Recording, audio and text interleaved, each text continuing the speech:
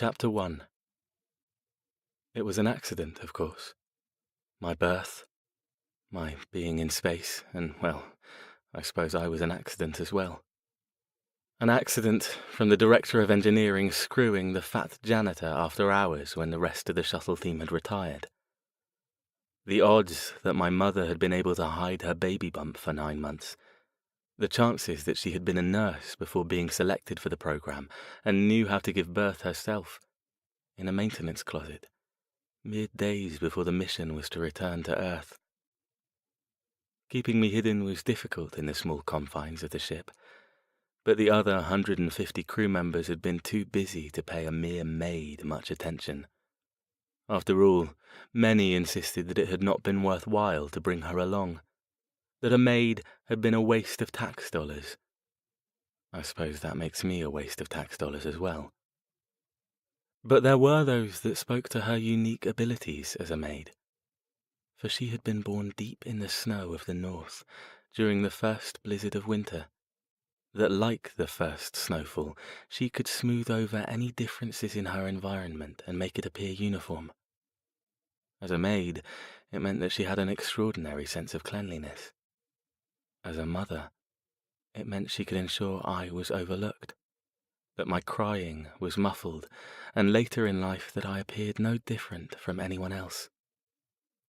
Star Child, she had called me, as she smuggled me back into the atmosphere, tucked deep in her suit like a kangaroo would carry her young.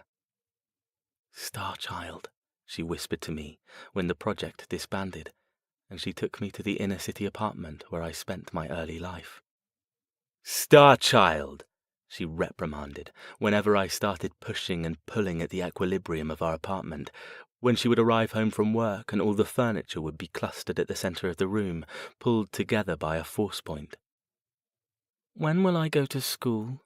I asked her when I was 8, watching the uniformed children marching up the street through the wrought iron gates of the academy, one of them flicking flames across his fingers like a coin, while another left footprints of frost in the grass. "You already go to school, Star Child," she said, "and your teachers say you've been learning your numbers well, and your reading has been progressing." "Not that school," I had said, pulling a face. "I want to go to the academy, the special school for the others like me." I held up a fist, and items on the desk in front of me flew towards it. Pens and paper and pencils that stuck out like quivering quills out of my skin. "Star Child, listen, and stop that at once," she said, her eyes level with mine. "There are no others like you. Those children, they are all classified, they are all known. You are not like them. You never will be. And they can't know. Do you understand me?" "I guess," I answered with a huff, watching as one of the children cracked a joke and the others laughed. "But I don't like my school. Everyone there knows we can't be like them, that we can't be special." "Star Child, you are special. One day they'll know that too, but not now. If they knew, they wouldn't take you to the academy. They'd take you somewhere else, somewhere terrible."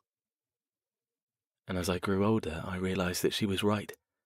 That when our neighbor started developing powers, a police squad showed up at her front door and classified her on the spot. That they left her with a tattoo on her shoulder, a tattoo of a lightning bolt, symbolizing the storm during which she had been born, just like the tattoo of a snowflake on my mother's shoulder, colored dull grey to indicate a low threat potential. So instead of going to the academy, I created an academy of my own, in my room.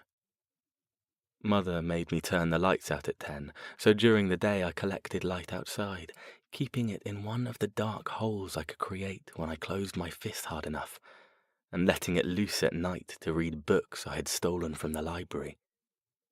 From the section for the special children that I could only access if the librarians were distracted. But distractions came easy to me. As I grew older, the city streets became more populated with the blue uniforms of police. The academy became increasingly harder to attend, and the gifted girl next door disappeared one night without a note. Mother stopped letting me outside after dark, and the lines for the soup kitchens grew longer. The skies grew darker, the voices accustomed to speaking in whispers, and the television news seemingly had less and less to report. It was as if there was a blanket thrown upon us, but no one dared look to see who had thrown it. But I would. And when I did, I realized the Earth needed a star child.